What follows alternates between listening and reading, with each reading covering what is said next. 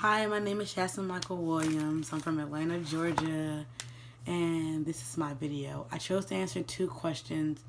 First question is the story of your faith. So I'll start with that one. Okay, so the story of my faith is starting when I was young. As a child, I was practically drugged to church every day. Like, every day. Well, not every day. Every Sunday. But, every Sunday.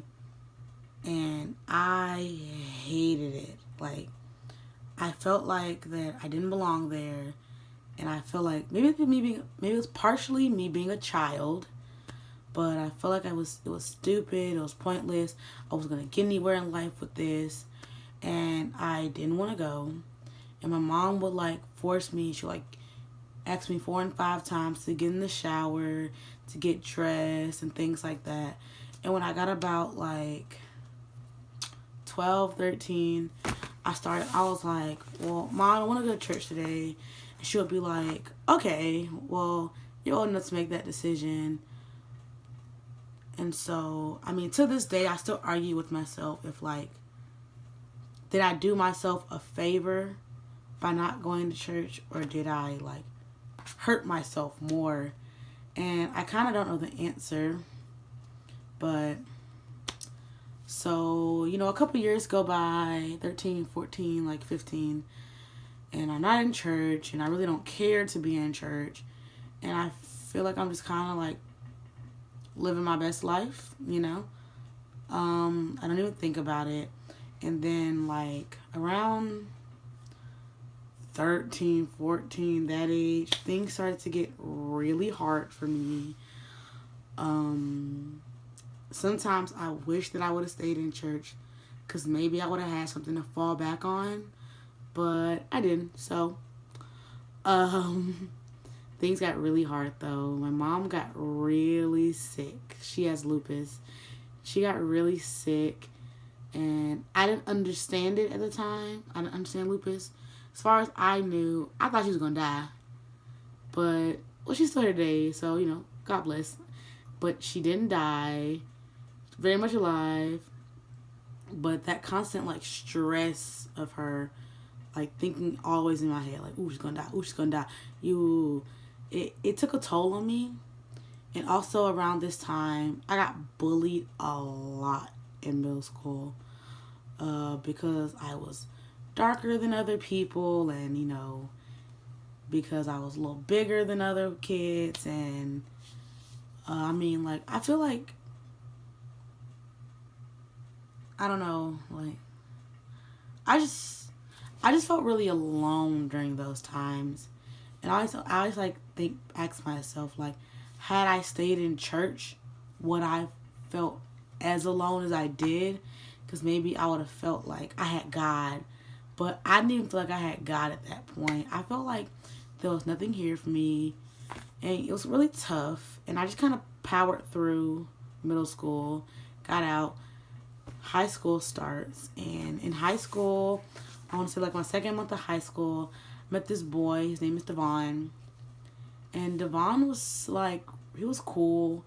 And he invited me to his church one time. And of course I went. I mean, I went to actually like see him sing in the choir.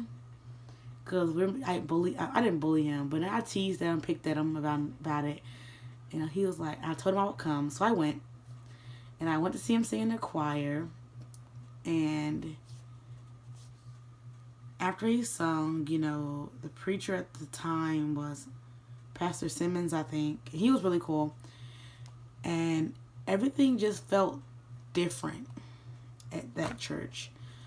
My old church, I went back after a few years, and everything kind of just didn't feel real anymore. Like, the people didn't feel real. Like, everyone felt like plastic. I don't know if that's the right word to use, but when they preached, it didn't feel real. I didn't feel like anyone was talking to me when I went back to my old church. When I went to my old church, I didn't feel like anyone was talking to me. I didn't feel like anybody, like, cared that I was there. I just didn't feel like it was worth it. But at the new church, Trinity AME, I felt different. I felt like the people cared. They were really welcoming and like really warm. It felt really homey, like grandma's house, Thanksgiving, Christmas homey. And that was like really important to me about being in that church. And I kept going back to service, kept going back to service, kept going back to service. And then they changed pastors. They got a new person, Kenetrius Houston. And that's the pastor that I joined under. She was just fantastic. And she is fantastic. And whenever I talk to her often about, like, we have faith talks or whatever. I talk to her often. I ask her certain things and we talk or whatever. And when I joined, I felt like a whole different person. Like, I go to church, I go to Bible study and things like that. And those things really help grow my faith. Like my church, I feel like your church shouldn't be the foundation of your faith, but they play a really big role in it. And my church played a huge role in the foundation of my faith. And I don't know, like, I feel like faith is so hard to explain. Like, it's like you have like the physical definition, then you have like, like faith, like I believe. And I don't know how to make it seem like I've never believed as much that I do now ever before. Like my faith, finding it was hard. Finding it was really hard because even though I felt like Trinity was home, there was still this little bit of me that was kind of like, what if they're like your old church? Oh, what if they end up like not really here for you how you want them to be? And that was a really big risk for me to take. Especially like I said, like church is really important to me. And like, yeah, it was just hard. It was really hard. It was probably harder than I'm making it seem, but it was really hard for me. But all in all, like, my faith has grown my relationship with Christ. And it's made me a better person for it. And I'm just grateful that I found a church that I belonged in. Really grateful that I found a church that made me feel at home. And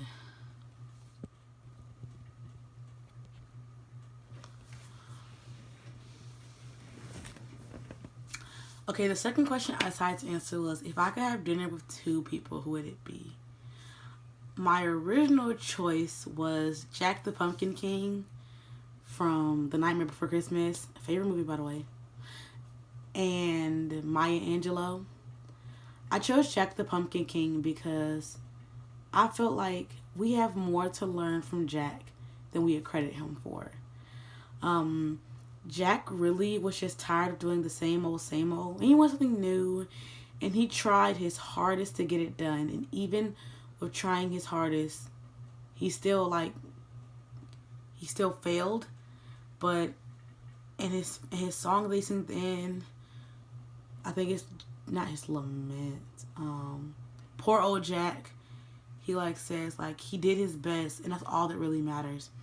And I would just want to learn from him, and I feel like it took so much courage to do that, to go against the status quo, and I feel like he just, I don't know, I just think that was really big, but I kind of don't think that counts because he's not a real person. So I opted for Maya Angelou and Anne Frank. I would like to meet Anne Frank because I feel like even though Anne Frank wrote a diary and we have it published as a book and whatnot, I feel like Anne Frank was a unique individual. She's really important to history, and I just want to sit down with her because she was a child. I feel like that makes it even more interesting. I feel like children have a very interesting outlook on the world, but she was a very aware child. And I would just love to sit down and talk to her, what was it really like being a child at that time? And Like something, I feel like I'll just receive something that I just can't get from her book, Diary of Anne Frank. I feel like there's just something in there that like she could tell me that would just change me. I don't know. And I also would like to sit down and talk to Maya Angelou, the poet. I feel like she was a great black woman. And I feel like as a young black woman in the world today, we don't have enough great black. I mean, we have plenty great black women, but like we don't have enough like